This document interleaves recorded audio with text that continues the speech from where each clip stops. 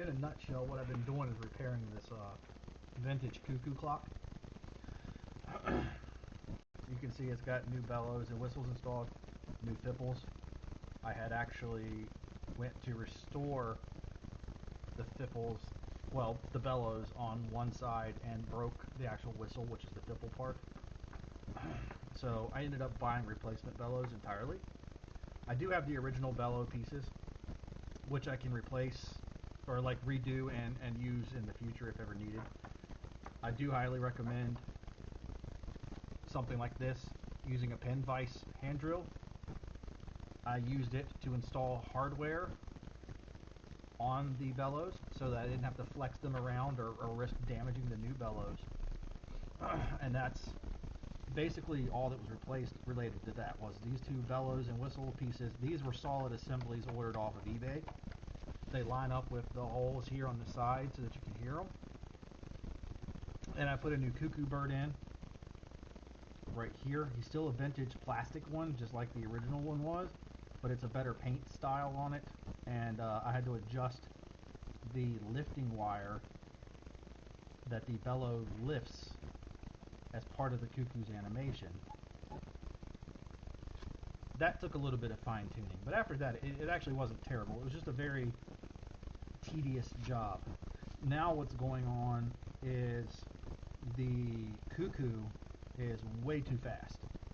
It is just machine gun fire instead of a pause. So typically you would hear cuckoo, pause, cuckoo, cuckoo, based on the hour that it's striking. In my case, it just machine gun fires and goes cuckoo, cuckoo, cuckoo, and it sounds great, but it's annoying. So ideally we will fix the little fan that controls the speed of the Cuckoo. And I know it's hard to see on that camera, but there's a little fan right here where my screwdriver is that spins, and the wind resistance is what's supposed to help kind of balance the weight of the chain weight pulling it versus how fast it can spin. Typically they just get loose on their axle, and it's super hard for me to tell what it is yet. Is it broke free on its little I can't remember the correct terminology for it. I think it's still called an arbor. Is it broke free and broke loose on the arbor, or does it just need to be like pinched tighter a little bit? I don't know until I get further into it.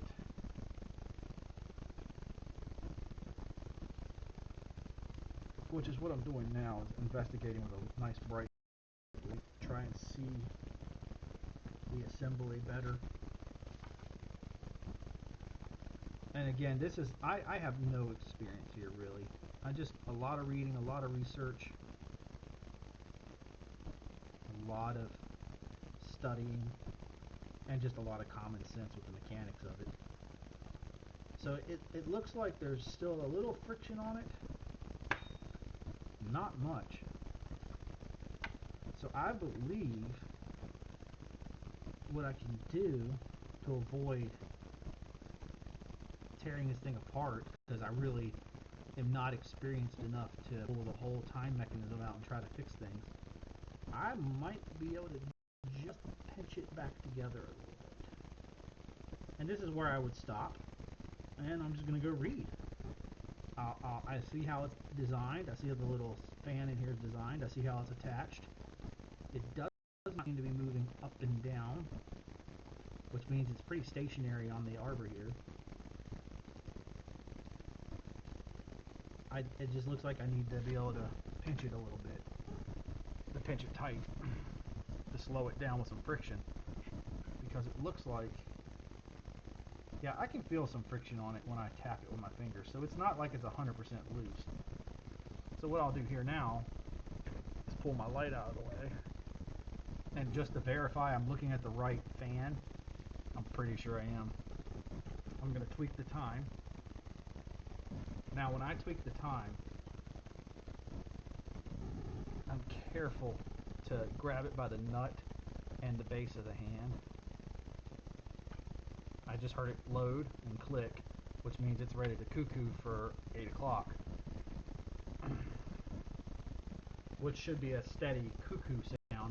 It's a rapid fire, so here's me steady pulling the chain.